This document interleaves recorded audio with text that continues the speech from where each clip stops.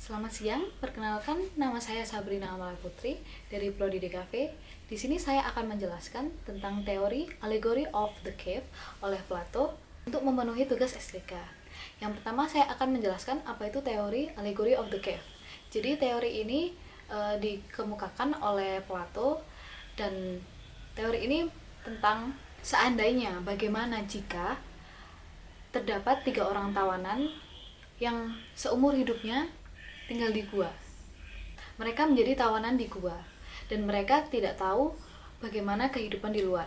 Yang mereka bisa adalah melihat ke tembok dengan adanya bayangan orang-orang yang lewat ataupun hewan dan suara-suara. Mereka bisa melihat bayangan itu karena adanya api unggun di belakang mereka dan cahaya dari luar gua.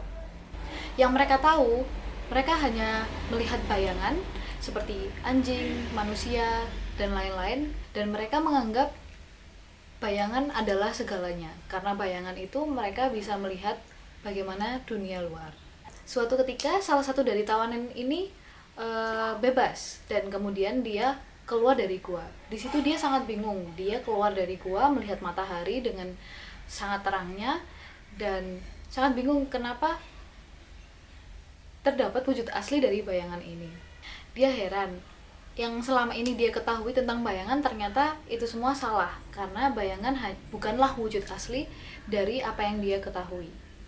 Kemudian dia kembali ke gua, bilang kepada teman-temannya kalau apa yang mereka lihat selama ini bukanlah wujud aslinya. Tetapi teman-temannya ini tidak mempercayainya dan menganggap salah satu tawanan yang bebas ini telah mengacaukan ilusi mereka. Yang selama ini mereka ketahui bayangan adalah kehidupan, ternyata itu bukanlah hal yang sebenarnya. Di situ tawanan yang bebas seperti merasa terpojokkan karena teman-temannya tidak mempercayainya. Apa yang dia lihat di luar dianggap tidak benar oleh teman-temannya dan bahkan dia dibunuh oleh teman-teman yang lain. Dari teori tersebut, apakah masih relevan dengan kehidupan kita yang sekarang? Menurut saya pribadi, teori ini masih relevan karena di kehidupan kita yang sekarang masih banyak orang-orang yang belum bisa menghargai pendapat orang lain atau bisa kita sebut dengan close-minded people. Dalam teori ini kita juga bisa memetik banyak hal seperti masing-masing individu masih mempunyai ego masing-masing. Banyak juga orang yang masih belum bisa menghargai pendapat, menghargai perbedaan, menghargai suku, ras, dan lain-lainnya. Kemudian saya akan menjelaskan contoh-contoh dari teori Allegory of the Cave dalam kehidupan kita yang sekarang ini. Yang pertama, seperti di Indonesia, banyak sekali orang-orang yang masih memiliki rasa rasisme. Seperti orang Jakarta yang menganggap orang Jawa ini kampungan atau yang lain-lain juga. Kemudian, yang terjadi baru-baru ini, dengan hashtag Black Lives Matter, di situ orang-orang menyuarakan pendapatnya bahwa rasisme di dunia ini masih terjadi di mana-mana. Di Indonesia, seperti yang kita ketahui, banyak sekali jika ada orang dari luar Jawa dan lain-lain masih diperlakukan berbeda oleh orang-orang di sekitarnya.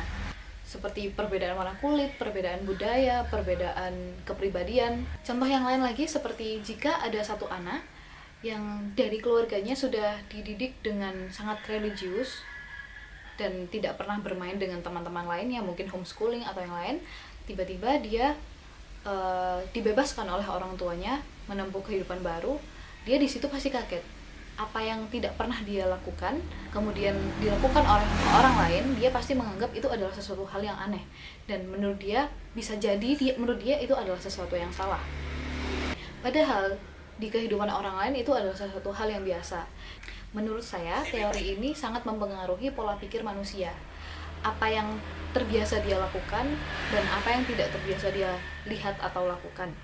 Dari penjelasan saya, di sini bisa disimpulkan bahwa perbedaan pendapat bisa terjadi di mana-mana dan kita harus menghargai pendapat orang lain. Walaupun kita sudah terbiasa dengan itu semua dan merasa aneh apa yang dilakukan orang lain itu salah, kita harus membuka pikiran kita. Kita harus menjadi orang yang open minded karena tidak segalanya yang kita ketahui menurut orang lain itu adalah benar.